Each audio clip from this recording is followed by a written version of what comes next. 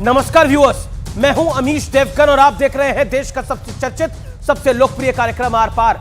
शराब के असर से आपने लोगों को झूमते, गिरते, नाचते देखा होगा, लेकिन दिल्ली में शराब का असर ऐसा है कि एक पूरी की पूरी पार्टी पर अस्तित्व का संकट मंडरा रहा है। और पार्टी भी ऐसी जो दावा करती थी कि हमारा हर नेता सफेदी की चमकार जितना ईमानदार है, लेकिन इसी आम आदमी पार्टी के सर्वोच्च नेता और दिल्ली सूबे के मुख्यमंत्री अरविंद केजरीवाल को ईडी ने शराब के कथित घोटाले में पूछताछ के लिए बुलावा भेज डाला है। 2 नवंबर को अरविंद केजरीवाल को ईडी के दफ्तर के सामने पेश होने की बात कही गई है, लेकिन इस पेशी से पहले ही दिल्ली सरकार की दिग्गज मंत्री आतिशी मार्लेना ने यह भविष्यवाणी कर दी कि 2 नवंबर को अरविंद केजरीवाल अरेस्ट हो जाएंगे। कुछ ऐसी ही भविष्यवाणी खुद केजरीवाल ने 8 महीने पहले मनीष सिसोदिया के लिए की थी, जो सच साबित हुई। तो सवाल है कि क्या केजरीवाल की मुश्किल भी बढ़ने वाली है, क्योंकि कल ही सुप्रीम कोर्ट ने शराब घोटाले में कई बड़ी टिप्पणियां करी है। लेकिन एक मुद्दा और है, विपक्ष कह रहा है कि महुआ मोइत्रा, शशि थरूर, असाउद्दीन ओवैसी, राघव चड्ढा जैसे कई नेताओं के फोन की जासूसी हो रही है। तो सरकार कह रही है कि मन घड़ंत आरोप लगाना विपक्ष की पुरानी आदत बन गई है।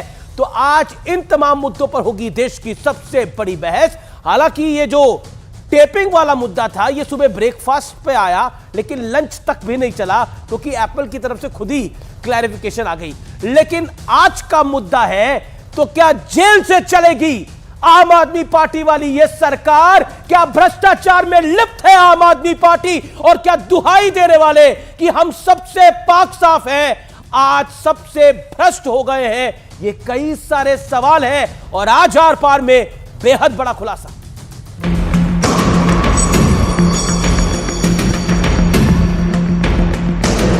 आज हालत ये है कि ये पता नहीं कि इनके मंत्री जेल में ज्यादा है कि बाहर है। शराब घोटाले की जांच की आंच दिल्ली के सीएम अरविंद केजरीवाल तक पहुंच चुकी है। ईडी ने केजरीवाल को 2 नवंबर को पूछताछ के लिए बुलाया है, लेकिन आपने मुद्दे को 2 कदम आगे बढ़ा दिया है। हर तरफ से खबर आ रही है कि 2 नवंबर को जब अरविंद केजरीवाल को बुलाएंगे तो ईडी उनको भी अरेस्ट करके जेल में डाल देगी। अरविंद केजरीवाल को अपने पाप की सजा मिल रही है और शराब गली गली परोस कर युवाओं को शराबी बनाने का पाप किया। अब इसका उनको तो फल मिलना ही था। आप हाय तौबा मचा रही है तो उधर बीजेपी पूछ रही है कि मामला पाक साफ है तो कोर्ट से जमानत क्यों नहीं मिल रही? कई दर्जन नेता जेल के अंदर है, कई प्रकार की आरोपों में ये लोग घिरे हुए हैं, इनको बेल तक भी नहीं मिल रहा है। तो मुख्यमंत्री करके तो उनको उत्तर देना ही पड़ेगा ना। इस देश की कानून व्यवस्था में सब समान है। इसी बीच आपने एक अनोखा दावा कर दिया है। अगर तिहाड़ में मुख्यमंत्री जी को भेजा जाएगा तो तिहाड़ से सरकार चलेगी। अगर राष्ट्रीय अध्यक्ष तिहाड़ पहुंचेंगे तो तिहाड़ से जो है पार्टी चलेगी और मजबूत चलेगी। अगर ये इतना ही बढ़िया नियम था तो इसको 10 महीने में क्यों स्क्रैप कर दिया? क्या इतना बड़ा स्कैम बिना केजरीवाल के आशीर्वाद से हो सकता है क्या? जिस दिन केजरीवाल को ईडी का बुलावा आया, ठीक उसी दिन मनीष सिसोदिया की जमानत अर्जी खारिज कर दी गई। सुप्रीम कोर्ट ने कहा कि घोटाले से जुड़े कई सवालों के जवाब अभी नहीं मिल रहे हैं। घोटाले में 338 करोड़ के लेन देन की बात दिख रही है। सिसोदिया की भूमिका संदिग्ध, इसलिए याचिका खारिज। तो सवाल है कि सुप्रीम कोर्ट की इस टिप्पणी के बाद क्या केजरीवाल की मुश्किल भी बढ़ने वाली है? लेकिन इसी बीच विपक्ष के कई बड़े नेताओं ने अपने फोन की जासूसी का आरोप लगा दिया है। मगर हम डरने वाले नहीं हैं, हम लड़ने वाले लोग हैं, हम पीछे नहीं हटेंगे। जितनी टैपिंग करनी है कर लो, कोई फर्क नहीं पड़ता, मुझे तो कोई फर्क नहीं पड़ता। कुछ हमारे कंपल्सिव क्रिटिक्स हैं जिनको आदत लग गई है कोई भी मुद्दा हो, जब नींद खुले तब उठ के क्रिटिसाइज करो। एप्पल ने एडवाइजरी जारी की है, 150 देशों में इन्होंने एडवाइजरी जारी की है। तो आज इन तमाम मुद्दों पर होगी देश की सबसे बड़ी बहस। तो जेल से चलेगी सरकार।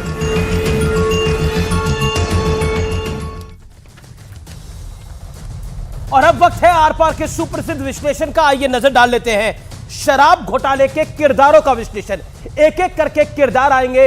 ये कोई फिल्मी कहानी नहीं है, ये कथित शराब घोटाले की कहानी है व्यूअर्स, इसलिए ध्यान से कान लगाकर आंख लगा के सुनिएगा। किरदार नंबर 1, अरविंद केजरीवाल। आरोपों की लिस्ट। मुख्य आरोपी समीर महिंद्रू से फेस टाइम कॉल पर बात करी। आप कम्युनिकेशन सेल के विजय नायर ने बात करवाई। विजय नायर को अरविंद केजरीवाल ने शह दी। केजरीवाल ने कहा विजय नायर उनका लड़का है, उन्हीं का लड़का है। अरविंद केजरीवाल ने कहा कि विजय नायर उन्हीं का लड़का है। और मौजूदा स्टेटस, ईडी ने 2 नवंबर को पूछताछ के लिए जनाब को बुलाया है। बढ़ता हूं मैं आगे। और अब आता है किरदार नंबर 2, मनीष सिसोदिया। आरोपों की लिस्ट। शराब कंपनियों को लाइसेंस फीस में 144 करोड़ रुपए से ज्यादा की छूट दी। बढ़ते आगे। विदेशी शराब पर 50 रुपए प्रति केस की छूट दी गई। आगे का आरोप सुनिए। नोटिफाइड एक्साइज नीति के खिलाफ कई फैसले लिए, यानी नीतिगत फैसलों के बाहर जाके लिए। मौजूदा स्टेटस, जेल में है और कोई आसार नहीं है ये बाहर निकलेंगे अगले 3 से 4 महीने तक भी, क्योंकि सुप्रीम कोर्ट ने जो कहा है वो अपने आप में बहुत बड़ा है। बढ़ता हूं मैं आगे। तीसरा किरदार, किरदार नंबर 3, संजय सिंह। आरोपों की लिस्ट। आरोपी दिनेश अरोड़ा से मिले थे संजय सिंह। पहला आरोप, संजय सिंह ने दिनेश अरोड़ा को केजरीवाल से मिलवाया। 2 करोड़ के लेन देन संजय सिंह के घर पर होने का गंभीर आरोप है और इसीलिए गिरफ्तार है। मौजूदा स्टेटस, जेल में है। किरदार नंबर 4, और यह बहुत महत्वपूर्ण किरदार है। इस व्यक्ति को ध्यान से देखिए, यह बहुत महत्वपूर्ण किरदार है और इनकी शराब घोटाले में सबसे पहले यही व्यक्ति गिरफ्तार हुआ था, विजय नायर, और इसी से सारे तार जुड़े हैं, इसी से सारा खेल जुड़ा है। बढ़ता हूं मैं आगे। शराब घोटाले में सबसे पहले गिरफ्तार हुआ। शराब घोटाले का षड्यंत्र रचने का इस पर गंभीर चार्ज है। कारोबारियों को शराब लाइसेंस दिलवाने में एक बड़ी भूमिका निभाई और घोटालों से जुड़ी मोटी रकम के लेन देन का आरोप है। और मौजूदा स्टेटस, जेल में है। अरविंद केजरीवाल के बेहद करीबी है विजय नायर, यह भी बात है। और मौजूदा स्टेटस, ये जेल में है। मेरे साथ बात करने के लिए आज कौन कौन जुड़ा है, लेकिन उससे पहले, क्या शराब घोटाले ने आप पर अस्तित्व का बड़ा संकट खड़ा कर दिया है? आज इस बिग क्वेश्चन के साथ, इस बड़े सवाल के साथ हम चर्चा में जाएंगे। बांसुरी सुराज है मेरे साथ, भारतीय जनता पार्टी की नेत्री, उनका अभिनंदन है, पेशे से एडवोकेट है। सुभ्राष्ट्रा है, वेल नोन राइटर। मेरे साथ रवि श्रीवास्तव है, आम आदमी पार्टी के बड़े सिंपथाइजर हैं और लगातार उनकी आइडियोलॉजी को फॉलो करते हैं। तौसीफ खान है, टीएमसी आइडियोलॉजी को फॉलो करते हैं। मेरे साथ तहसीन पूनावाला जुड़ रहे हैं। आप तमाम लोगों का अभिनंदन है। रवि जी, तो एक एक करके 4 किरदारों की कहानी विश्लेषण हमने उसका करा। मैं आपसे जानना चाहता हूं, ये कौन सी भविष्यवाणी है आम आदमी पार्टी की जो हर बार सच साबित हो जाती है? अरविंद जी ने कहा कि मनीष जी जेल जाएंगे, उससे फिर बात कहा संजय जी जेल चले जाएंगे, लेकिन सब जेल जा रहे हैं। अब आतिशी कह रही है अरविंद जी जेल चले जाएंगे। अमीश जी, खूब कोशिश करो हमें मिट्टी में दबाने की जी। हम बीज हैं, आदत है बार बार उग आने की। ठीक है, आप कई बार आम आदमी पार्टी का मरसिया पढ़ चुके हैं कि पार्टी खत्म हो गई, पार्टी खत्म हो गई, पार्टी के नेता जेल चले गए, पार्टी यहां खत्म हो गई, सब नेता जेल चले गए। मैं आपको एक बात बता दूं कि आम आदमी पार्टी वो पार्टी है जो हर हाल में चलेगी, क्योंकि ये एक ईमानदार पार्टी है। 170 केस टोटल आम आदमी पार्टी के नेताओं पे लगे, 70 तो केवल संजय सिंह पर लगे, मगर इसके बावजूद भी आज तक पार्टी अपना काम कर रही है, मजबूती से कर रही है। तो ये आपको मैं बता दूं कि ये जो आप पूरा बना रहे हैं ना, ये इससे मिला, वो इससे मिला, इसने उसको ये बताया, ये सारी बातें 12 अक्टूबर को माननीय जज संजीव खन्ना जी ने बड़ी स्पष्ट रूप से अपनी टिप्पणी में कहा था ईडी वालों से कि आपका केस 2 मिनट भी ट्रायल में खड़ा नहीं होगा। अब ये क्यों हुआ कि आज 18 दिन के अंदर माननीय जज साहब को, मैं सुप्रीम कोर्ट का सम्मान करता हूं, पर मैं फैसले से असहमत हूं कि आज उन्हें 18 दिन में पता चला कि 338 करोड़ रुपए होलसेलर्स को प्रॉफिट में मिले थे, इसके अलावा और कोई घोटाला नहीं मिला। भाजपा मतलब 338 करोड़ कुछ नहीं है, 338 करोड़ पे सवाल खड़ा हो रहा है। और रवि जी, आपको लग रहा है 338 करोड़ तो कोई विषय नहीं है? 338 करोड़ रुपए क्या होते हैं? 338 करोड़ रुपए तो कुछ मैंने नहीं कहा विषय नहीं है सर। वैसे मैं आपको बता दूं, चाहे 38 करोड़ हो चाहे 338 करोड़ हो, सजा एक ही जैसी होती है घोटाले की। 338 करोड़ रुपए क्या मनीष सिसोदिया को मिले? क्या माननीय जज ने यह बात कही कहीं पर? कोई तथ्य इस बात का सामने आया? उसी की तो जांच हो रही है। आपको मालूम है कि पीएमएलए, उसी की तो जांच हो रही है, उसी की बिना पर तो बेल नहीं मिली है। 18 महीने से जांच चल रही है, 18 महीने से। अरे भाई 18 महीने में आपको मोबाइल फोन नहीं मिले? 18 महीने में विटनेस वो आपके उनको इन्फ्लुएंस कर लिया गया? क्या जांच कर रहा है फिर आप 18 महीने से? फिर तो एजेंसी बेकार है बिल्कुल।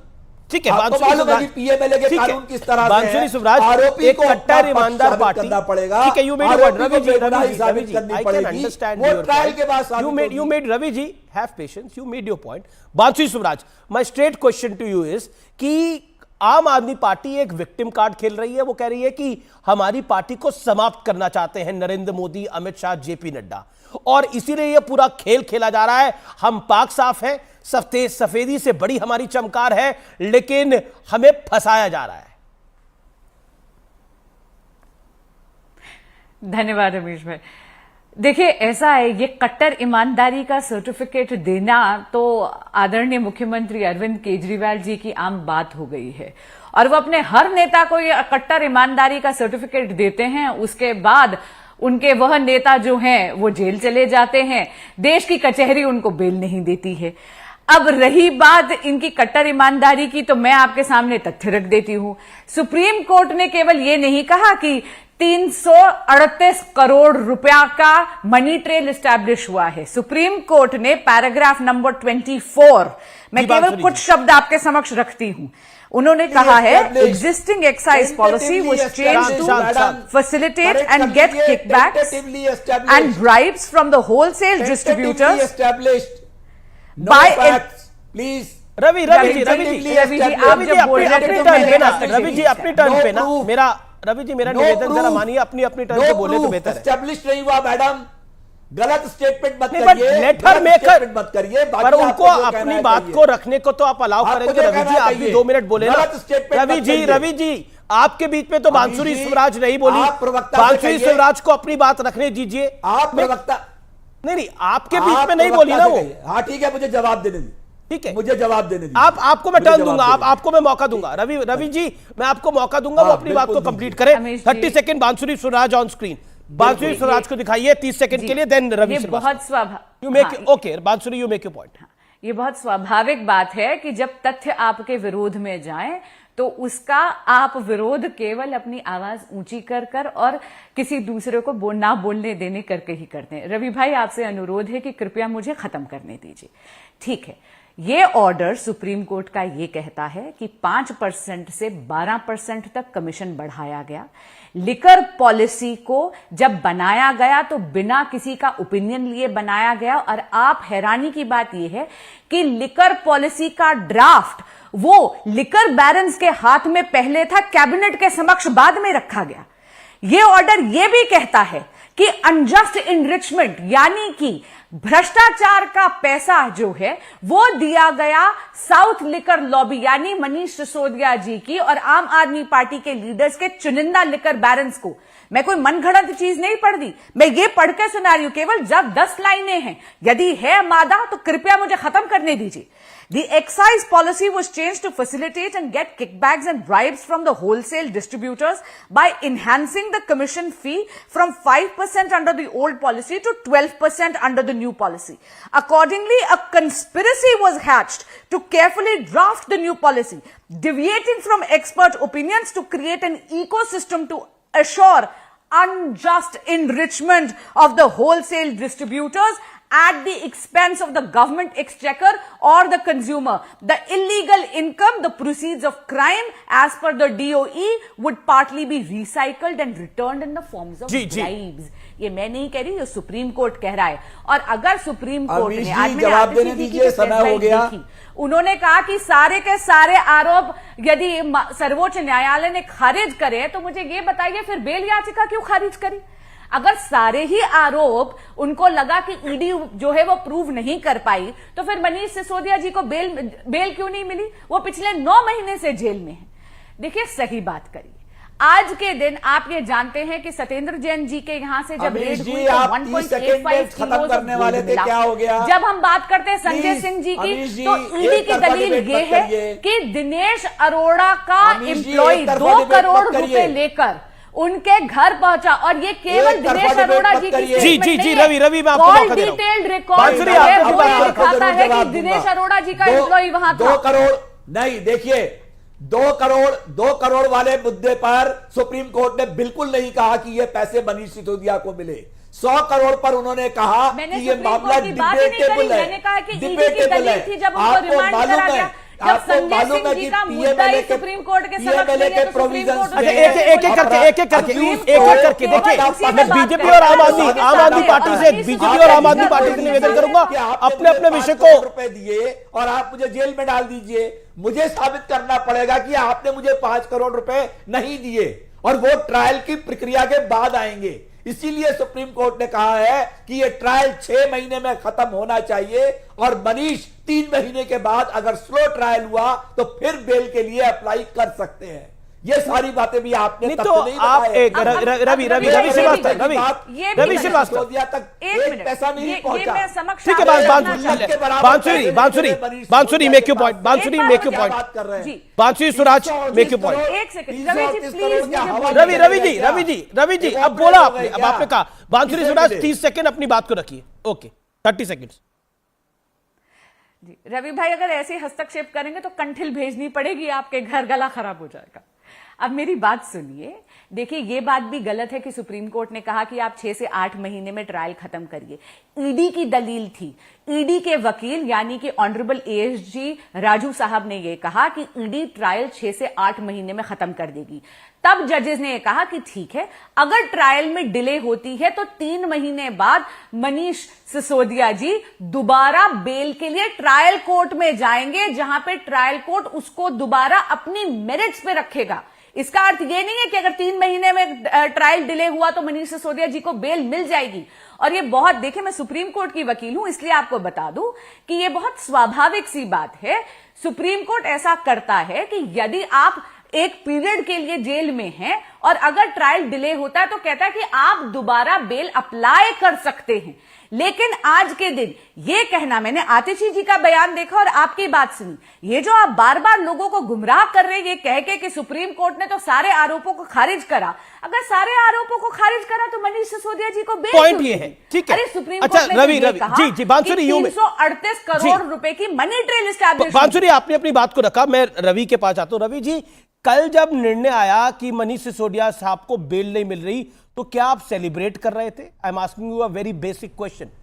बेल नहीं मिल रही तो क्या आप सेलिब्रेट कर रहे थे? क्या वो विक्ट्री थी आम आदमी पार्टी की, रवि श्रीवास्तव की, अरविंद केजरीवाल की, आतिशी मरलेना की?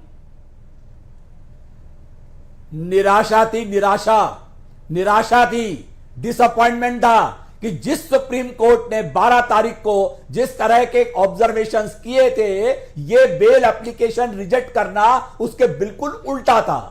हमें इस बात से निराशा थी, घोर निराशा थी, और हमें इस बात का कोई दुख नहीं है जो आप बता रहे हैं कि अरविंद केजरीवाल के लिए कहा गया कि वो भी जेल जा रहे हैं। वो तो जेल चले गए, अब तो सिर्फ पूछताछ बाकी है। जेल तो वो चले गए हैं, अब सिर्फ पूछताछ बाकी है। क्या बोल रहे हैं अरविंद केजरीवाल, ऑनरेबल सीएम है दिल्ली के, और आप क्या बोल रहे हैं वो जेल चले गए। और आज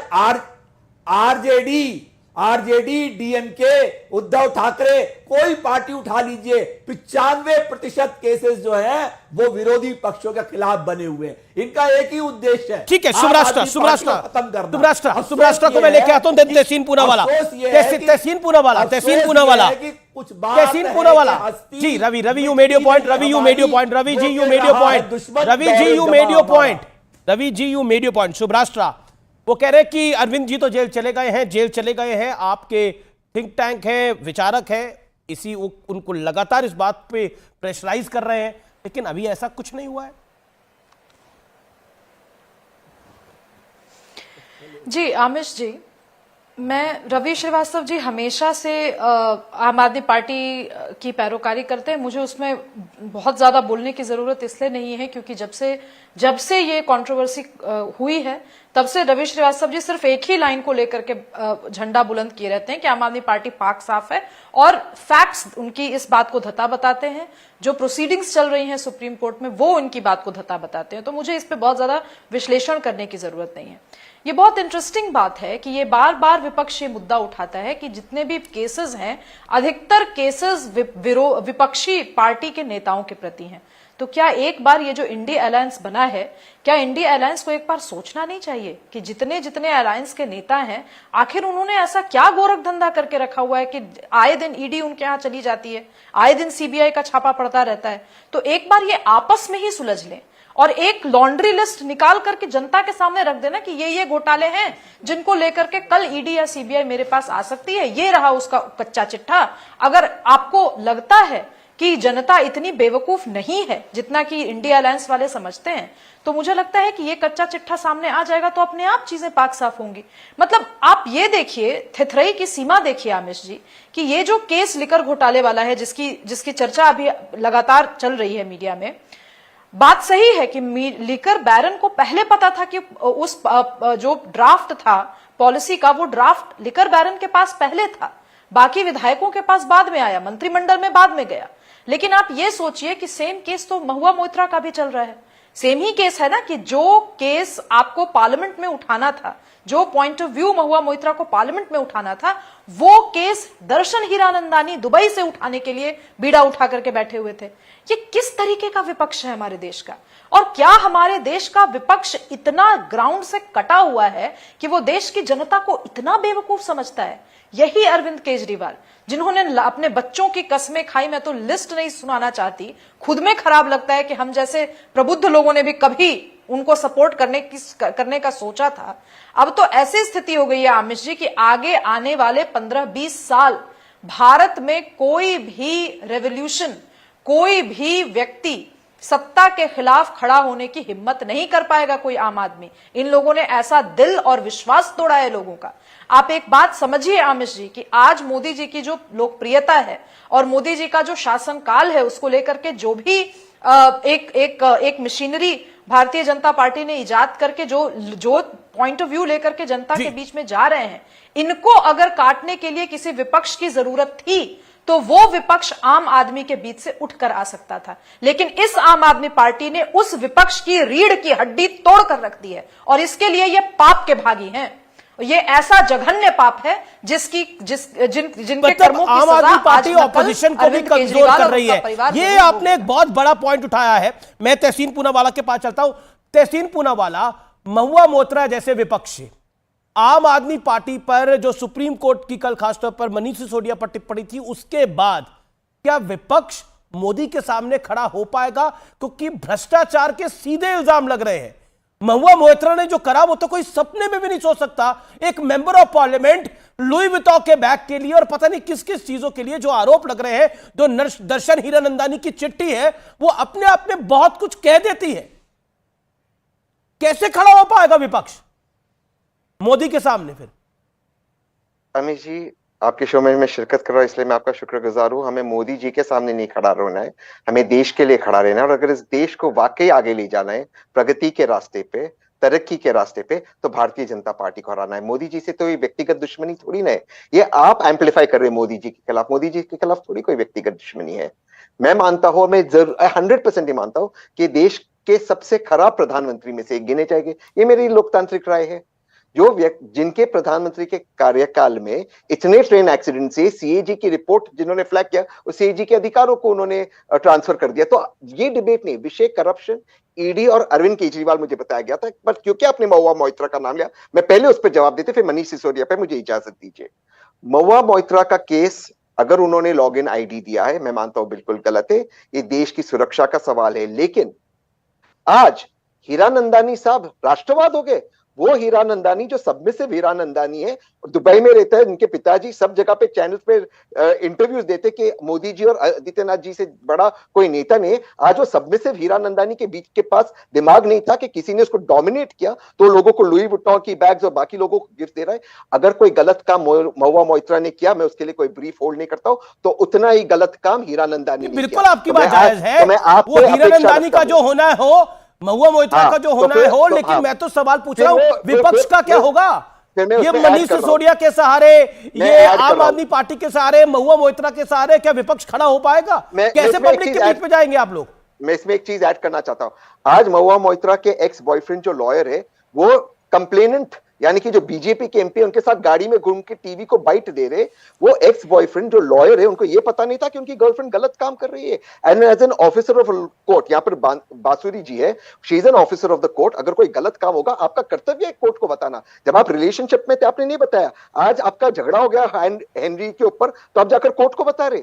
ये कौन से पाक साफ लोग हैं? तो मैं अपेक्षा करता हूं कि हीरानंदानी के सारे प्रोजेक्ट भाजपा की सरकार कैंसिल करेगी। मुद्दा महुआ मोइत्रा नहीं था। मैं मनीष सिसोदिया के मुद्दे पर आना चाहता हूं। जी जी जी, एक सेकंड, इस पर जवाब देना चाहती है सुब्राष्ट्रा। एक second, Subhrashtra wants to reply. Subhrashtra ji ji, 30 second reply. मैं एक बात, ये आजकल एक नया ट्रेंड चला है आमिश जी, कि जब भी आप किसी महिला नेत्री के ऊपर सवाल उठाते हैं तो कहीं ना कहीं से एक अजीब तरीके का फेमिनिज्म घुसाने की कोशिश की जाती है। बात बिल्कुल सच है कि हीरानंदानी ने जो किया, महुआ मोइत्रा ने जो किया, और उनके एक्स बॉयफ्रेंड का जिक्र आ रहा है। मैं तो ऐसे संवाद भी नहीं करना चाहती, क्योंकि बात यहां पर महुआ मोइत्रा के किसके साथ क्या संबंध रहे उस पर नहीं है। बात यहां पर यह है कि मेरे देश की सांसद, जिसको हम जैसे आम वोटर्स ने चुनकर संसद में भेजा, उसकी हिम्मत कैसे हुई कि उसने अपना लॉगिन आईडी और पासवर्ड बिना जनता से पूछे, बिना जनता जनार्दन से पूछे, बिना जो लॉ का जो प्रोसेस है, बिना उन लोगों को बताए हुए, उसकी हिम्मत कैसे हुई कि उसने अपना लॉगिन आईडी और पासवर्ड शेयर किया? और उसके बाद इस देश की मीडिया पर लानत है आमिश जी, कि उनको एक्सक्लूसिव इंटरव्यू करके उस थ्रेट को जस्टिफाई करने के लिए भी कहा जा रहा है। बाकी मुझे क्यों फर्क पड़ेगा कि वो लुई विटॉन का बैग किसके साथ क्या करके ले रही है? मुझे कोई लेना देना नहीं भाई। दर्शन हीरानंदानी के साथ उनके जो भी संबंध रहे हो, हमारे भी बहुत सारे हमारे भी फ्रेंड्स हैं। मुझे तो नहीं लगता कि हमारे किसी फ्रेंड ने लुई विटॉन बैग दिया हो, या हमारे किसी फ्रेंड ने इतना ज्यादा हमारे बीच इमोशंस की प्रगाढ़ता हो कि मैं उनसे अपना फ्लैट रेनोवेट करवा रही हूं। ये बेसिक मॉरल कर्टसीज की चीजें होती हैं, ये बेसिक इंटेग्रिटी की बात होती है। और आप अगर इस इंटेग्रिटी पे सवाल उठाएं तो ये महिला, I am really sorry to say, ये महिला के कैरेक्टर पे सवाल उठाना नहीं है, ये आपकी इंटेग्रिटी पे सवाल उठाना है। ये आपकी बिल्कुल ये इंटेग्रिटी में इसका जवाब जी जी जी, ओके तहसीन इसको विमेन इशू से मत जोड़ा जाए। एक महिला होने के नाते मैं कह रही हूं कि इसमें कोई फेमिनिस्ट एंगल है ही नहीं, इसीलिए इसको प्लीज फेमिनिस्ट एंगल बनाने की लेट तहसीन पूना वाला रिस्पॉन्ड। सुब्राष्ट्रा के इस लिमिटेड पॉइंट से बिल्कुल इत्तेफाक रखता हूं। फेमिनिस्ट इशू है ही नहीं, इशू 3 है। मैं वापस महुआ पे आता हूं, मैं मनीष सिसोदिया पे सेकंड फेज में बोलूंगा, वापस महुआ पे मैं बोलूंगा। 3 इश्यूज है। एक व्यक्ति, महिला या पुरुष, किसी के साथ रिलेशनशिप में और वो कोई इलीगल काम कर रहा है, कर रही है, इन दिस केस अपना लॉगिन आईडी किसी और को दिया, वो ऑफिसर ऑफ द कोर्ट है, वो कंप्लेन नहीं करता, रिलेशनशिप टूटने के बाद जाकर कंप्लेन करता है, और कंप्लेनेंट एमपी के साथ गाड़ी में घूम रहा है। दूसरा कैरेक्टर सबमिसिव हीरानंदानी, जिसके पिताजी राष्ट्रवादी, दुबई में रहते हुए, अगर महुआ मोइत्रा ने उसको पासवर्ड दिया, हीरानंदानी के पास दिमाग नहीं था कि पासवर्ड का इस्तेमाल नहीं करना चाहिए, और वहां क्वेश्चन कमाल की बात कर रहे हैं आप तहसीन पूनावाला, आप कमाल की बात कर रहे हैं। वो मेंबर ऑफ पार्लियामेंट होकर अपना पासवर्ड दे रही है। हीरानंदानी के पास दिमाग नहीं था, महुआ मोइत्रा के पास तो सारा दिमाग है। मतलब वो अदानी को टारगेट करने के लिए हीरानंदानी को यूज कर रही है। ये इस तरह क्या आरोप है? और आप कह रहे हैं कि उसमें दिमाग नहीं था, इसमें दिमाग नहीं है। दिमाग दोनों में भरपूर है, दिमाग दोनों में भरपूर है, लेकिन उसको देश के खिलाफ यूज किया जा रहा है। दिमाग दोनों में भरपूर है, लेकिन सवाल ये है क्या उसको देश के खिलाफ इस्तेमाल किया जा रहा है? सवाल ये तो फिर अमीश भाई आप ही के सवाल का उत्तर है। अगर 10 सेकंड मेरी बात बोलिए। अमीश भाई मेरा 10 सेकंड। मैं बिल्कुल मानता हूं, दिमाग दोनों में था, दोनों ने खिलाफ इस्तेमाल किया। तो आज हीरानंदानी नेशनलिस्ट कैसा हुआ? खींच के लाइए उसको दुबई से, उसके सारे कॉन्ट्रैक्ट कैंसिल कीजिए, जो डेटा सेंटर बना रहा उत्तर प्रदेश में कीजिए कैंसिल। आज वो देशभक्त कैसा हुआ? तीसरी बात से मैं अपनी बात समाप्त करता हूं। जी, तीसरी बात, और महुआ पे फिर मैं समाप्त करता हूं। बात यह है कि महुआ मोइत्रा ने जो भी किया वो अब पार्लियामेंट्री कमेटी उसको तय करेगी, सही है गलत है जो भी है, लेकिन जो भी एक्शन महुआ मोइत्रा पे होगा, इस देश में रिश्वत लेना अगर जुर्म है तो रिश्वत देना भी जुर्म है, तो वही एक्शन दोनों पे होना था, और कंसील करना भी जुर्म है। आज उनके एक्स जो रिलेशनशिप में थे या हीरानंदानी, वो गवाह नहीं बन सकते। They are as much as तो ये तो शराब घोटाले के अंदर, रवि जी आप बड़ी हामी भर रहे थे, तो शराब घोटाले के अंदर रिश्वत देना और लेना दोनों जुर्म है, आपको लगता है ऐसा? दोनों पे कार्रवाई होनी चाहिए? 10 सेकंड। बिल्कुल जुर्म है। और मैं महुआ मोइत्रा के केस में बताना चाहता हूं आपको कि एक स्कार्फ और 4 लिपस्टिक लेने के लिए आप किसी को फांसी पे चढ़ाएंगे क्या? आप भी क्या बात कर रहे हैं आप? ये दर्शन हीरानंदानी पासवर्ड शेयर करा है उन्होंने कि उन्होंने क्या दिया, नेशनल सिक्योरिटी के साथ कॉम्प्रोमाइज करा है। क्विड प्रो को, ओके शिवराज का क्विड तो हुआ, जी, प्रो ओके को क्या है? बांसुरी स्वराज वांट्स टू रिस्पॉन्ड। बांसुरी स्वराज आप तो बताइए जी, हु पेड द मनी? किसी को 2 करोड़ रुपए लेने पर आप सजा नहीं कर सकते, 300 करोड़ लेने पर आप बेल दे सकते हैं, और अब जो इन्होंने बोला है लिपस्टिक, सैंडल, बैग लेने पर किसी को फांसी नहीं दे सकते। लेकिन अब कुल मिलाकर बताइए कि यह विपक्ष क्या वाकई टक्कर देगा 2024 में? एक सेकंड, महुआ मित्रा वाले पॉइंट पे मैं एक बात जरूर बोलना चाहूंगी। शांत रवि जी यही आपको मैंने मौका दिया, आपने अपनी बात को रखा। बांसुरी स्वराज 30 सेकंड आपके। बांसुरी ऑन स्क्रीन, बांसुरी स्वराज 30 सेकंड। बस 2 मिनट। हाँ, 2 बातें। ये जो तिकड़ी तहसीन भाई ने बोली, इस पूरी तिकड़ी में केवल एक व्यक्ति है, मिस मोहित्रा, जो जनप्रतिनिधि है, इसलिए उनकी जिम्मेदारी और जवाबदेही भारत की जनता की तरफ है। दूसरा, प्रिवेंशन ऑफ करप्शन एक्ट यह प्रावधान करता है कि 5,000 रुपए के ऊपर का किसी भी प्रकार का गिफ्ट कोई भी जनप्रतिनिधि नहीं ले सकता। मैं भी जानती हूं और आप भी जानते हैं कि लुई विटॉन का बैग 5,000 से कम का तो नहीं है। जी, हमारी ऑडियंस को तो शायद पता नहीं है कि लुई विटॉन का बैग कितने का आता है, लेकिन तहसीन पूनावाला को पता होगा। तहसीन Poonawalla, because I know Tehseen Poonawalla knows all this quite well। तहसीन पूनावाला कितने का आता है वैसे? ऑन अ लाइटर नोट, आता कितने का है? I also don't know। Amish भाई, मैंने अपनी जिंदगी में ब्रांड सुना ही नहीं, उसके बारे में मुझे कुछ पता निवेदन करना चाहती हूं। मैंने ब्रांड के बारे में सुना ही नहीं। तो लेकिन देखिए, बांसुरी जी बिल्कुल सही कह रही है। 5,000 का तो नहीं आता ना?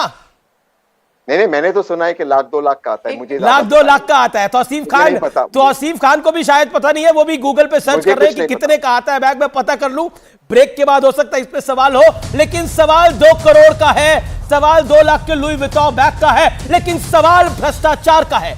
आइए देखते हैं ट्वीट मोटरोला फोन से। रजत, मोदी राज में कोई भ्रष्टाचारी बचने वाला नहीं है, ये उनका पॉइंट है। और इसी पॉइंट के साथ हम ब्रेक लेंगे। क्या इसी पर नरेंद्र मोदी काम कर रहे हैं? आप देख रहे हैं आर पार। ब्रेक के बाद ब्रेकिंग स्टोरी आम आदमी पार्टी पर।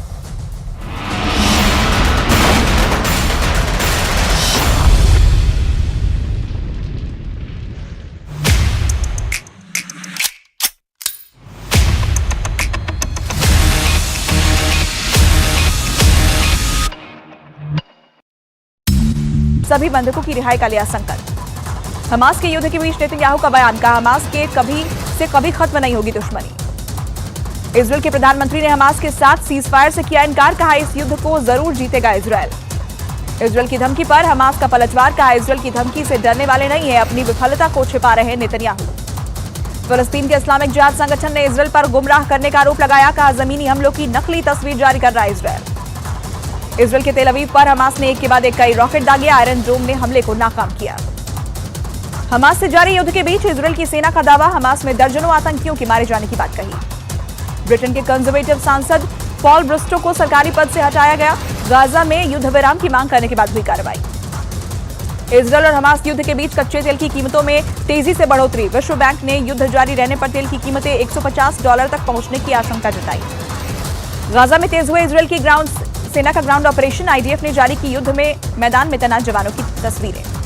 गाजा में युद्ध विराम से अमेरिका का फिर इनकार। विदेश मंत्रालय ने कहा गाजा में सीज फायर सही कदम नहीं। यूरोपियन संसद के अध्यक्ष ने गाजा में हो रहे हमलों पर जताई चिंता। हालात को बताया बेहद गंभीर और मानवता के खिलाफ। इजरायल हमास युद्ध पर संयुक्त राष्ट्र की बड़ी चेतावनी। बोला सीरिया तक पहुंची युद्ध की आग से लंबे वक्त तक खतरा।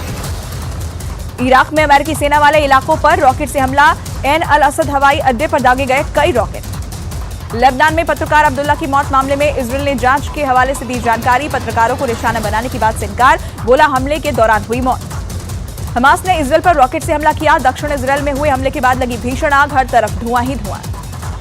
गाजा पर हो रहे इजरायली हमलों से अस्पतालों में हालात मुश्किल। अल कुद्स अस्पताल में मरीजों के लिए जगह नहीं। दरवाजों से गलियारों तक घायलों का इलाज। इजरायल और हमास के बीच युद्ध जारी। अब तक 9,800 से ज्यादा लोगों की जान गई। हमास के ठिकानों पर इजरायल की सेना के ताबड़तोड़ हमले जारी। गाजा में अब तक 8,000 से ज्यादा लोगों की मौत। हमास से जारी जंग में इजरायल में अब तक 1,400 से ज्यादा लोगों की मौत। 5,000 से ज्यादा लोग घायल हैं। इजरायली टैंकों ने गाजा के बाहरी इलाकों में हमले तेज कर दिए हैं। इन हमलों में कई घरों को नुकसान पहुंचा है। आईएसआईएस का हमास के समर्थन में दुनिया भर में इजरायल और उसके सहयोगियों के दूतावासों पर आतंकी हमला करने का निर्देश। भारत समेत अन्य देशों के दूतावासों पर मंडराया आतंक का खतरा। आईएसआईएस के सभी डिवीजनों को नियंत्रित करने वाली सेंट्रल शाखा ने जारी किया पत्रिका का नया अंक। यहूदियों, इजरायल और उसके समर्थकों के खिलाफ हमला करने का निर्देश। इजरायली सेना ने गाजा में जमीनी कार्रवाई के फुटेज जारी किए जिसमें उत्तरी गाजा के अंदर इजरायली सैनिकों के साथ जबरदस्त जंग होती दिखाई दे रही है। इजरायल हमास के बीच भीषण युद्ध जारी है। इजरायली वायुसेना ने हमास के 600 ठिकानों पर हमले का दावा किया। सेव द चिल्ड्रन संगठन का गाजा में 3200 से ज्यादा बच्चों की मौत का दावा। हजारों बच्चों की लापता होने की भी जानकारी दी। गाजा में हमलों के दौरान हमास के आतंकियों ने खुद को इमारत में बंद किया। बिल्डिंग में छिपे सभी 20 आतंकियों को मार गिराने का आईडीएफ का दावा। वेस्ट बैंक के जनिन में इजरायल की सेना के हमले में फिलिस्तीन के 2 लोगों की मौत। छापेमारी के दौरान इजरायली सेना पर हुई थी पत्थरबाजी जिसके बाद झड़प भी हुई थी। इलॉन मस्क ने गाजा में इंटरनेट सर्विस देने का ऐलान किया। इजरायल ने इलॉन मस्क के ऐलान का कड़ा विरोध जताया। ऑस्ट्रेलिया के विदेश मंत्री का इजरायल को सुझाव। बोले दोस्त देशों की बात माने इजरायल। गाजा में नागरिकों की जान की करे रक्षा। गाजा में हमास के सुरंग नेटवर्क पर इजरायल की बड़ी एक्शन की तैयारी। केमिकल झाग वाले स्पॉन्ज बम के जरिए सुरंगों को बंद करने की योजना। इजरायल की सीमा के पास रॉकेट दागने पर इजरायली सेना ने लेबनान से बदला लिया। इजरायली सेना ने हिजबुल्लाह के ठिकानों पर बमबारी की जिसमें बुनियादी ढांचे को नुकसान पहुंचा है। इजरायल की सेना ने दावा किया है कि सीरिया ने उत्तरी इजरायल पर रॉकेट से हमला किया लेकिन हमले से कोई भी जनहानि की खबर नहीं है। हिजबुल्लाह ने दावा किया है कि उसने सीमा के पास इजरायली ड्रोन को मार गिराया। ड्रोन लेबनान के दक्षिण पूर्व में इजरायली सीमा के करीब था। अमेरिका ने गाजा में मानवीय सहायता पहुंचाने की कोशिशों के लिए मिस्र की सराहना की। जो बाइडेन ने मिस्र के राष्ट्रपति से फोन पर बातचीत करके सराहना की है। संयुक्त राष्ट्र में इजरायल के राजदूत ने कहा कि हर ईमानदार देश को संयुक्त राष्ट्र को बिना पक्षपात किए हुए पैसा देना चाहिए और यहूदी विरोधी भावना को खत्म करना चाहिए। इजरायली सेना ने दावा किया है कि वो युद्ध अभियान में तेजी ला रही है और हमास के नामो निशान को मिटाकर ही कसम लेगी। लेबनान के से दागे गए 2 रॉकेट उत्तरी इजरायल शहर किरियत शमोना में गिरे जिसके बाद इलाके में हड़कंप मच गया। हमले के बाद भारी आगजनी देखी गई। इजरायली सेना ने लेबनान सीमा के पास एक ड्रोन को नष्ट कर दिया। ड्रोन अटैक से पहले लेबनान की तरफ से भारी गोलीबारी की गई थी। इजरायली सेना ने दावा किया है कि जंग की शुरुआत से अब तक उसके 311 सैनिकों और अधिकारियों की मौत हो चुकी है। वहीं गाजा में भी उसके 239 लोग किडनैप हैं। इजरायल की सेना ने दावा किया कि गाजा में ग्राउंड ऑपरेशन शुरू होने के बाद से 3 सैनिक घायल हुए हैं। वहीं 2 की हालत गंभीर बनी है। इजरायली मीडिया ने दावा किया कि वेस्ट बैंक में 30 से ज्यादा सैन्य वाहनों के साथ जनिन में इजरायली सेना ने धावा बोल दिया।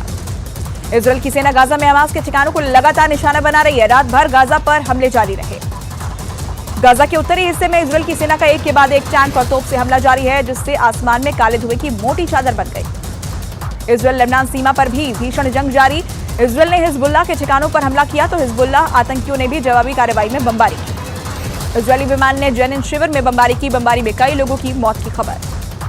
इजरायली सेना ने दावा किया है कि उन्होंने सीरिया में एक सैन्य ढांचे को निशाना बनाया है जिसमें कई आतंकियों की मौत हो गई। मिस्र से गाजा में लोगों के लिए और मदद करने की हमास की अपील। हमास नेता ने कहा दर्शक न बने मिस्र, राहत के लिए जूझ रहे लोगों की करें मदद। रूस के दागस्तान एयरपोर्ट पर हुए हमला मामले में 60 लोगों को अब तक गिरफ्तार किया गया। रूस के गृह मंत्रालय ने जानकारी दी। मॉस्को में हमास प्रतिनिधिमंडल की मेजबानी पर इजरायल ने जताई नाराजगी। रूस के राजदूत को तलब कर लगाई फटकार।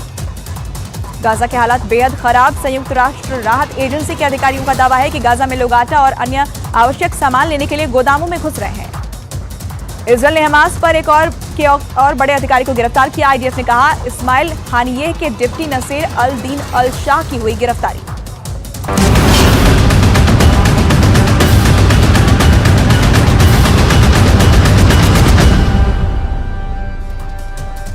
इजरायल की सेना ने हमास के कब्जे से महिला सैनिक को आजाद करवाया। 7 अक्टूबर को इजरायल में हमले के बाद हमास के लड़ाकों ने बनाया था बंधक। हमास के इजरायल की महिला सैनिक को रिहाई पर जवाब, कहा ध्यान भटकाने की कोशिश कर रही है इजरायल की सेना।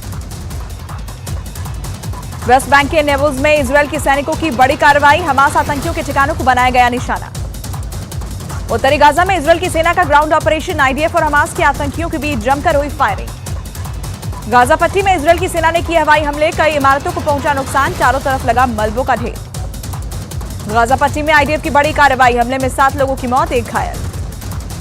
दक्षिण लेबनान में हिजबुल्लाह के ठिकानों पर आईडीएफ का हमला, हथियार और युद्ध सामग्री डिपो को बनाया गया निशाना।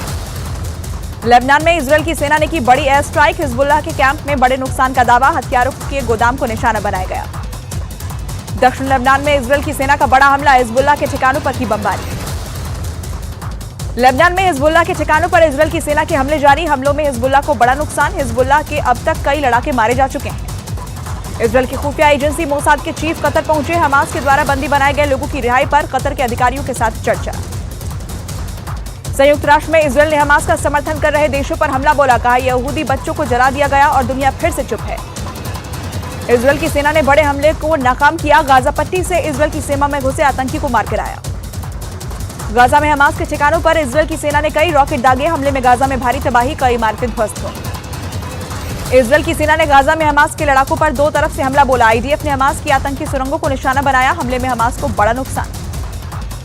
इजरायल की सेना पर हमास का हमला, 2 टैंक और बुलडोजर पर हमले का दावा किया। युद्ध के बीच इजरायल के प्रधानमंत्री नेतन्याहू का बड़ा बयान, गाजा पट्टी में मानवीय सहायता रोकने की कही बात। संयुक्त राष्ट्र में जॉर्डन ने गाजा में इजरायल के हमलों का फिर किया विरोध, का कब्जा करने वाला ही पीड़ित बनने की कोशिश कर रहा है। बंधकों की रिहाई के प्रयासों के लिए अमेरिका ने कतर की तारीफ की, साथ ही जल्द से जल्द अपने नागरिकों को निकालने की बात कही।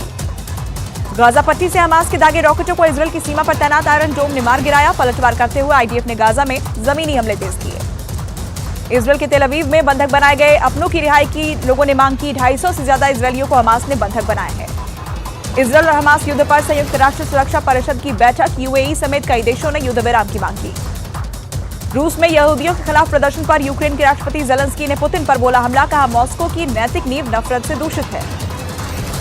पुतिन ने यूक्रेन पर लगाया इजरायल विरोधी दंगा भड़काने का आरोप, पश्चिमी देशों पर भी खड़े किए सवाल। युद्ध के बीच पुतिन का बड़ा आरोप, पश्चिमी एशिया में अराजकता के लिए अमेरिका को बताया जिम्मेदार। अमेरिका के राष्ट्रीय सुरक्षा सलाहकार ने सऊदी के रक्षा मंत्री से मुलाकात की, दोनों के बीच युद्ध विराम समेत गाजा में मानवीय मदद बढ़ाने पर चर्चा हुई।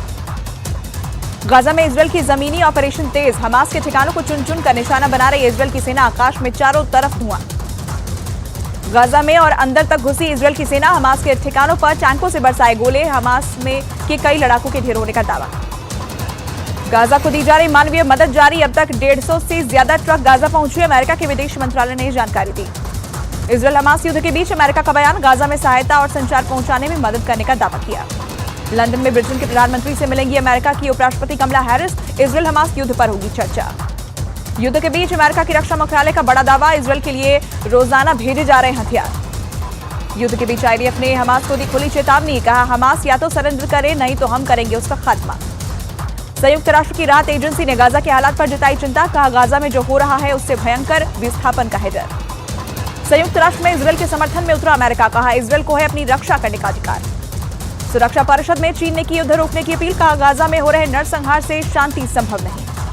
अमेरिका का हमास पर बड़ा आरोप, कहा गाजा छोड़ने वाले लोगों पर दबाव बना रहे हैं हमास के लड़ाके। यूनिसेफ में गाजा में तुरंत युद्ध विराम की अपील, बच्चों की सुरक्षा का मुद्दा उठाया।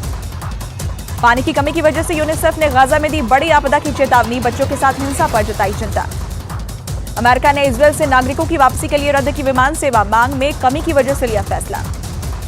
राष्ट्रपति जो बाइडेन ने मध्य पूर्व में तैनात अमेरिकी सैनिकों का हौसला बढ़ाया, कहा अमेरिका की सेना बढ़ते खतरों का मुकाबला करने में सक्षम है। तुर्की के विदेश मंत्री ने इजरायल में हमले का विरोध किया, गाजा में अस्पताल पर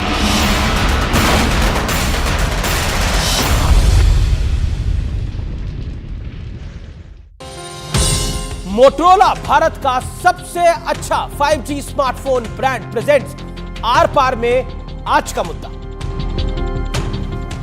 वेलकम बैक व्यूअर्स, आप देख रहे हैं इस समय आर पार, और आर पार में वक्त है एक बहुत बड़ी खबर का, बहुत बड़ी ब्रेकिंग स्टोरी का। आम आदमी पार्टी का बीजेपी पर बहुत बड़ा हमला है। आम आदमी पार्टी का कहना है कि सच बोलने वाले अभी जिंदा हैं, लश्कर भी तुम्हारा है, सरदार भी तुम्हारा है। दिलीप पांडे ने यह कहा है केजरीवाल देश के लोकप्रिय नेता हैं, हार नहीं मानेंगे। आपका बीजेपी पर यह बहुत बड़ा हमला है और कहा है कि लोकप्रिय नेता होने के कारण उनको अटैक किया जा रहा है। लेकिन दूसरी तरफ बीजेपी बहुत बड़ा दावा कर रही है। तजिंदर पाल सिंह बग्गा बीजेपी, दिल्ली बीजेपी के नेता हैं, उनका कहना है कि विधायकों का समर्थन मांग रहे हैं। सुनीता केजरीवाल को सीएम बनाने के लिए अरविंद केजरीवाल और कई एमएलए साथ नहीं है, यह तजिंदर बग्गा का कहना है। इस समय की यह बड़ी ब्रेकिंग स्टोरी है, यानी सुनीता केजरीवाल को सीएम बनाने के लिए अरविंद केजरीवाल ने कई विधायकों से बात करी है। यह तजिंदर पाल सिंह बग्गा का दावा है। क्या यह एक नाटकीय मोड़ है? क्या यह एक सनसनीखेज ट्वीट है? क्या यह डायरेक्शनलेस ट्वीट है? इसमें कई सारे सवाल हैं, लेकिन मैं पहला रिएक्शन इस पर लेना चाहूंगा। दोनों खबरों के ऊपर दो खबरें हैं, एक दिलीप पांडे की और एक तजिंदर पाल बग्गा की। मैं सीधा रुख करता हूं तौसीफ खान का।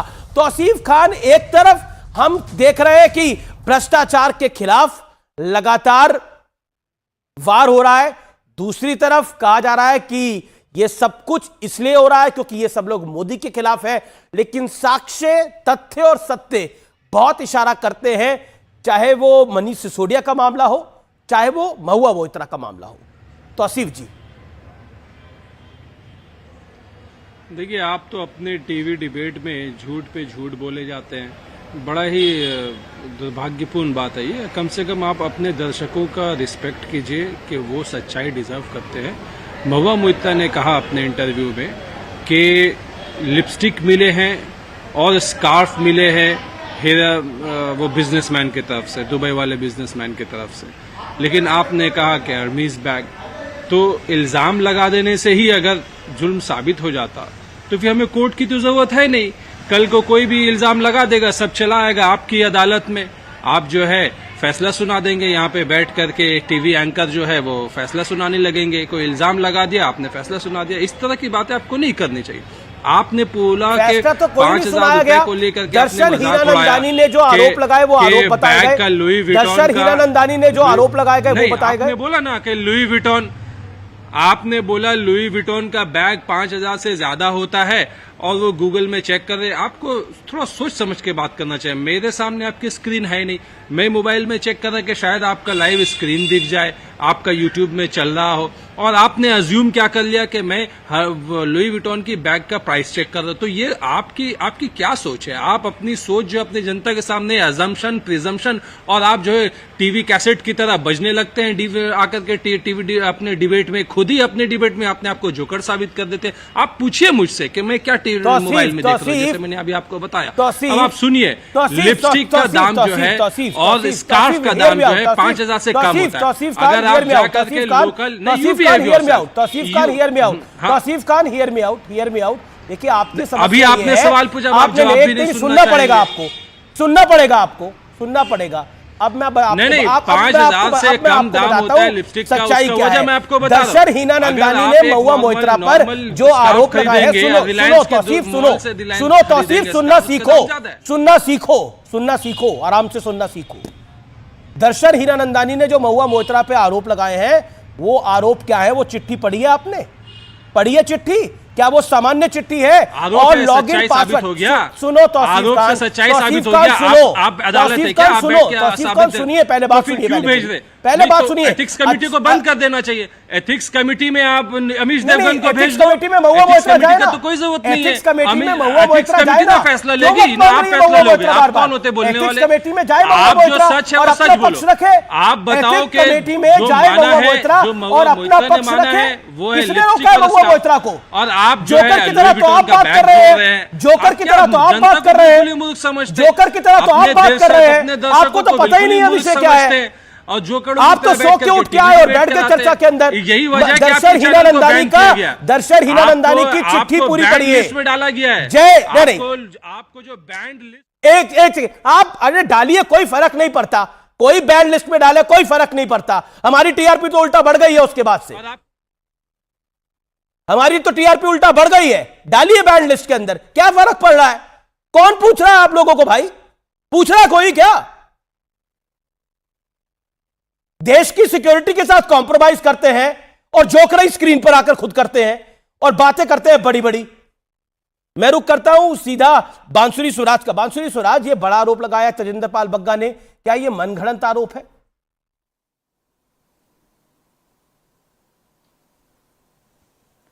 देखिए, इस आरोप पे तो मैं इतनी टिप्पणी नहीं करना चाहूंगी, लेकिन मैं ये जरूर कहूंगी कि ईडी के जो समन्स आदरणीय मुख्यमंत्री केजरीवाल जी के पास आए हैं वो बहुत स्वाभाविक सी बात है, क्योंकि जैसे आप जानते हैं कि मनीष सिसोदिया जी की जब बेल की याचिका की सुनवाई हो रही थी तो सर्वोच्च न्यायालय ने भी ये पूछा था कि जब भ्रष्टाचार का सारा पैसा आम आदमी पार्टी की गतिविधियों के लिए इस्तेमाल हुआ और आम आदमी के पार्टी के लीडर्स ने उसका दुरुपयोग करा, तो फिर आम आदमी पार्टी को स्वयं उसको अभियुक्त क्यों नहीं बनाया गया? दूसरी बात ये भी मैंने तजिंदर पाल बग्गा वाला सवाल पूछा आपसे। मुख्यमंत्री, देखिए, रही बात जो बग्गा जी का ट्वीट है उसके बारे में मैं अभी बहुत ज्यादा संज्ञान मेरे पास नहीं है, इसलिए मैं उस पर टिप्पणी नहीं करना चाहूंगी। लेकिन मैं ये कहूंगी कि जो भी हो रहा है, अगर तोड़ मरोड़ हो रही है एमएलएस की, तो ये आम आदमी पार्टी के स्वयं कुकर्मों के नतीजा है। जी रवि जी कुछ कहना चाहते हैं? रवि जी आप तो मुस्कुरा रहे हैं। पुराना धंधा है, पुराना धंधा है बीजेपी का। एमएलए खरीदो, तोड़ो, सरकार गिराओ, नहीं तो धमकाओ, नहीं तो ईडी का केस बनाओ। आपकी मीनाक्षी लेखी, आपकी साथी है आरोप आपके मुख्यमंत्री पर लग रहा है। देखिए, उन्होंने संसद में खड़े होकर कहा कि आपके घर में ईडी आ जाएगी। आपके अगर मुख्यमंत्री आपने अडानी का नाम लिया तो आपके घर में ईडी आ जाएगी। खुले पार्लियामेंट में इन रिकॉर्ड है, पर ये मैं अपनी तरफ से नहीं कह रहा हूं। बांसुरी जी सुन लीजिएगा जाकर के, वो तो आप पे कहानी है थोड़ा ध्यान से हम आप तो धमकाते हैं, खुले में धमकाते हैं। Okay, Tehseen Poonawalla wants to respond. Amit ji, दो चीज है। मैं पॉलिटिकलिस्ट में नहीं, सिर्फ पीएमएलए की केस में दो चीज कहना चाहता हूं कि ये एक्सपेक्टेड था कि मनीष सिसोदिया जी को बेल नहीं मिलेगा, क्योंकि ईडी क्या करती है पीएमएलए की केसेस के अंदर, और पीएमएलए की जो ट्विन कंडीशंस है, आपको तब तक बेल नहीं मिलेगा जब तक कोर्ट कन्विंस ना हो आप प्रिमा फेसाई इनोसेंट हो और आप court does not go into the merits of the matter. इसकी वजह से ईडी क्या करती है, चार्जशीट फाइल होने के बाद भी आकर कोई नया तथाकथित सबूत दे देती है। इसलिए कोर्ट ने कहा है कि जो 338 करोड़ की बात की है वो टेंटेटिवली शब्द, कोर्ट ने शब्द टेंटेटिवली यूज किया है। अमित जी देखिए, ईडी बहुत ही ड्रकोनियन है और ईडी के प्रावधान इतने ड्रकोनियन है कि इसमें बेल नहीं मिलेगा। हम सबको एक चीज सोचना होगा, आज ये ठीक है विपक्ष के साथ हो रहा है, कल 2024 में सरकार चेंज होगी, ये होगा बीजेपी के साथ। लेकिन जो आज देख रहे हैं ईडी में जो हो रहा है, अगर इन प्रोविजंस को स्ट्राइक डाउन नहीं किया गया, इन्हें मॉडरेट नहीं किया गया, किसी को भी बेल नहीं मिलेगा जब तक आप साबित नहीं करते हो आप प्राइमा फेसाई इनोसेंट। जी आपको एक चीज में एक प्रेडिक्शन करके अपनी बात समाप्त करता हूं। ये जो केस है, ये लिकर केस, ये बिल्कुल 2G की तरह जा रहा है, इसमें कुछ नहीं हो रहा। और संजय सिंह जेल में क्यों है? एक पॉलिटिशियन का तो काम है लोगों को मिलाना। ठीक है, you made ji Shubhrashtra, then Tauseef Khan. Shubhrashtra, make you point, 30 seconds. मैं हतप्रभ हूं कि इतने बड़े लिकर घोटाले को लेकर के आज ये कहा जा रहा है कि पॉलिटिशियन का काम होता है लोगों को मिलवाना। बात बिल्कुल सही है कि पॉलिटिशियन का काम होता है लोगों को मिलवाना, लेकिन आज इंडिया में लॉबिंग लीगल नहीं है। आप लिकर माफिया की तरफ से कुछ लोगों को फायदा पहुंचाने के लिए अगर आप इस तरीके की कारसाजी कर रहे हैं तो ये कानूनन जुर्म है, अपराध है। और ये बार बार महुआ मोइत्रा की तरफ अगर कॉन्वर्सेशन मैं खुद नहीं चाहती कि जाए, लेकिन ये बात समझना होगा अमित जी कि जितने लोग, जितने विपक्ष के नेता आज सामने हैं जिनके ऊपर उंगलियां उठी हैं, उन्होंने कोई पाक साफ सार्वजनिक जीवन नहीं जिया। उनके जीवन में उनके इकोनॉमिक जो भी उनकी विचारधारा रही है वो, और जिस तरीके से उन्होंने अपनी फाइनेंशियल डीलिंग की है, उस सब पे सवालिया निशान खड़े हुए हैं। अभी मैं तौसीफ को सुन रही थी तौसीफ ने तो टीएमसी का पक्ष रखने के लिए कहा। मैं तो पूछना चाहती हूं कि क्या ममता बनर्जी, जिन्होंने आजीवन पूरा जीवन और मैं एक बात मैं ऑन रिकॉर्ड बोल दूं कि मैं भले ही कुछ मुद्दों पे भाजपा का समर्थन करती हूं, लेकिन ममता बनर्जी के लिए अथाह श्रद्धा है मेरे मन में। वो एक महिला होने के साथ साथ जिस तरीके से उन्होंने जिस तरीके से उन्होंने एक अपनी मिसाल कायम की है विमेन लीडरशिप की, वो बहुत बहुत बड़ी बात है।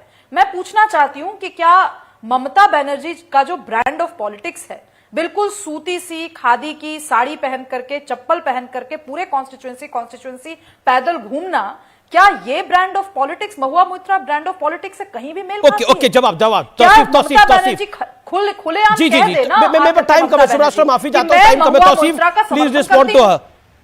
तौसीफ देखिए हर तरह के लोग हैं और हमारा पॉलिटिक्स इंक्लूसिव है। वो किसी के साथ कोई एक क्वालिफिकेशन नहीं कर सकता। ममता बनर्जी एक मास लीडर है, उनका कोई यहाँ पे जोड़ नहीं है। पूरे देश में आज के डेट पे अगर कोई मास लीडर के तौर पे है तो सबसे बड़ी मास लीडर ममता बनर्जी है। उन्होंने सड़कों से स्ट्रगल करके Mahua Moitra brand of politics Mamata ji endorse करती हैं। वहां पे देखिए इस मामले में स्टैंड बहुत क्लियर रखा है। अपना पार्टी ने, तृणमूल कांग्रेस ने अपना स्टैंड बहुत क्लियर रखा है कि जो भी उनके खिलाफ इल्जाम है वो अपना पोजीशन क्लैरिफाई करें। वो एथिक्स कमेटी क्या फैसला करेगी उसके बाद पार्टी इस पे डिसीजन लेगी। वो एंडोर्स नहीं करती है, वो एंडोर्स नहीं करती है और यही सत्य है। और अब बात सत्य और तथ्य की, आज मैं आपको एक बहुत बड़ी खबर बताने जा रहा हूं। मैं आपको बताऊंगा कि आखिर क्यों व्यूअर्स लोगों के दिलों की धड़कन धोखा देने लगी है। इन हार्ट अटैक्स की वजह अब पता चल चुकी है। बीते 1-1.5 साल में आपने जरूर देखा होगा कि कोई ट्रेडमिल पर चलते चलते हार्ट अटैक का शिकार हो गया, कोई शादी में नाचते नाचते धराशायी हो गया, कोई कहीं गिर गया, कोई गरबे में गिर गया। आज मैं आपको इसकी वजह बताऊंगा। किसी को डांस वाली रील्स बनाते हुए हार्ट अटैक आ गया, तो कोई शादी में हल्दी की रस्म करते करते बेंच पर बैठे बैठे गिर गया, क्रिकेट खेलते चल बसा। आज मैं आपको इसके कारणों की तह तक लेकर जाऊंगा, सुनिए। और यह भी बताऊंगा कि आखिर क्यों रामलीला में महाबली हनुमान का रोल निभाने वाला कलाकार एक्टिंग करते करते दुनिया को छोड़कर चला जाता है। व्यूअर्स, ज्यादा दिन नहीं बीते जब नवरात्रि में गरबा करते हुए गुजरात में 24 घंटे के अंदर 10 लोगों की जान हार्ट अटैक से चली गई थी। क्या युवा, क्या जवान, क्या बुजुर्ग, ऐसा लगने लगा कि एक वक्त जो बीमारी आमतौर पर 50 के ऊपर वालों के लिए जानी जाती थी, वो घटकर 20-22 साल के यंगस्टर्स को भी शिकार बनाने लगी है। लेकिन अब यह पता चल चुका है कि दिल की धोखेबाजी के पीछे मामला क्या है। 2020 वो साल है जब एक अदृश्य खतरे ने पूरी दुनिया को डरा सहमा दिया था। सर्कस ज़ॉम्बी लैंड में बदल गई थी, दफ्तर वीरान हो गए थे, घरों में बैठे लोगों ने पहले ऐसा सिर्फ किसी फिल्म में देखा था, वो भी विदेशी। लेकिन कोरोना काल का वो दौर शायद दुनिया का हर इंसान याद रखेगा, भूल नहीं पाएगा। हालांकि अब कोरोना का वो कहर नहीं है, लेकिन सच ये है कि कोरोना हमें अब भी नुकसान पहुंचा रहा है, और ये वही नुकसान है जिसे हम हार्ट अटैक के नाम से जानते हैं। दरअसल Indian council of medical research यानी ICMR ने ऐसी घटनाओं की साल भर स्टडी करी। दिल्ली के जेबी पंत हॉस्पिटल में 2020 से 2021 के बीच 135 लोगों पर रिसर्च की गई। इसमें पाया गया कि जिन्हें ज्यादा गंभीर कोरोना हुआ, उनके दिल के electrical system, heart pumping muscle और वेन्स पर बहुत बुरा असर पड़ा। लेकिन देखभाल के बाद उनकी हालत ठीक होती गई। इसलिए अब जो मैं कहने जा रहा हूं वो बड़े ध्यान से सुनिए और इसे अपने जीवन में फॉलो कर लीजिए तुरंत। साथ ही ज्यादा से ज्यादा लोगों तक ये बात पहुंचा दीजिए। ICMR ने कहा है कि जिन्हें कोरोना हुआ, खासतौर पर जिनकी हालत सीवियर कैटेगरी में पहुंच गई थी, उन्हें अब भी कम से कम 2 साल शारीरिक श्रम यानी बहुत ज्यादा दौड़ना, भागना, खेलना, जिम और एक्सरसाइज करने से बचना चाहिए। साथ ही ICMR की रिसर्च बताती है कि कोरोना का दिल पर जो बुरा असर पड़ा, उसका असर खत्म होने में थोड़ा लंबा वक्त लगता है। एक और खास बात जो ICMR की रिसर्च में पता चली है वो ये है कि उसे सभी को बेहद ध्यान से सुन लेना चाहिए। ICMR के मुताबिक कोरोना की वैक्सीन और हार्ट अटैक का कोई संबंध नहीं है। यानी जो आशंकाएं जताई जा रही थी कि इन हार्ट अटैक की वजह कोरोना की वैक्सीन हो सकती है, वो तमाम अंदाजे गलत साबित हुए हैं। और सत्य यही है कि अपने दिल का ख्याल रखने के लिए, अपना ख्याल रखने के लिए आपको अपना ध्यान रखना पड़ेगा, संभल के चलना पड़ेगा। फिलहाल आज के एडिशन में आर पार के इतना ही। नमस्कार।